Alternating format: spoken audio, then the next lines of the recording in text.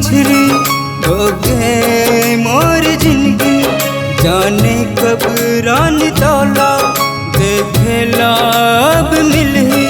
जाने कब रानी तौला देखेला अब मिलही।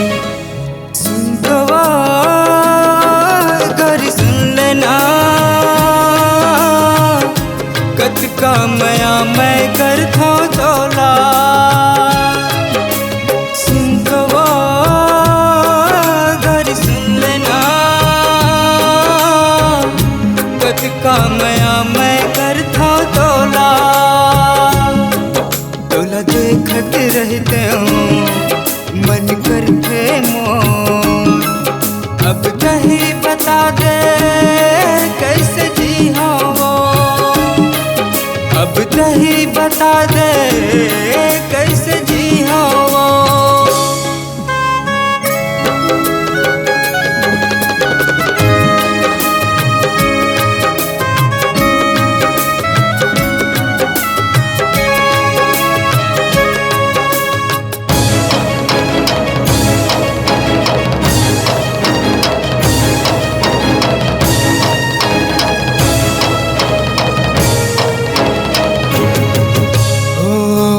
दीवाना हो गया तोर प्यार मावो।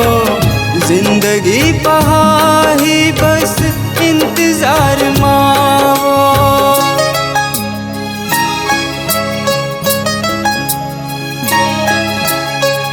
संगी साथी मारे मोलताना अब आजा झन तरसाना।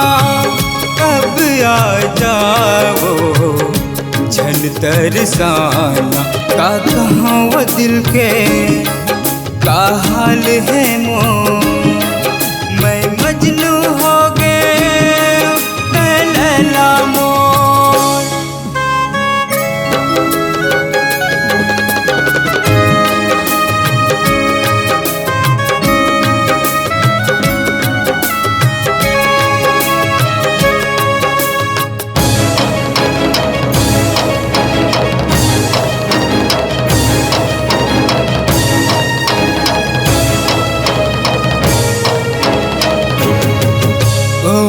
सब मिले है किस्मत से तोर प्यार चाही।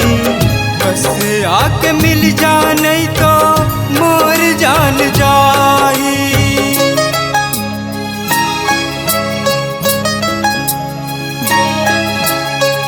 तरसत है कि झलक देखे भर नैना। बिन देखे तौला नहीं मिल चैना। बिन देख तोला नहीं मिल चैना। आ बांध ले मिलके जन्म जन्म के डोर। मैं दिल हो तोरे मैं धड़कन मोर। अब कहीं बता दे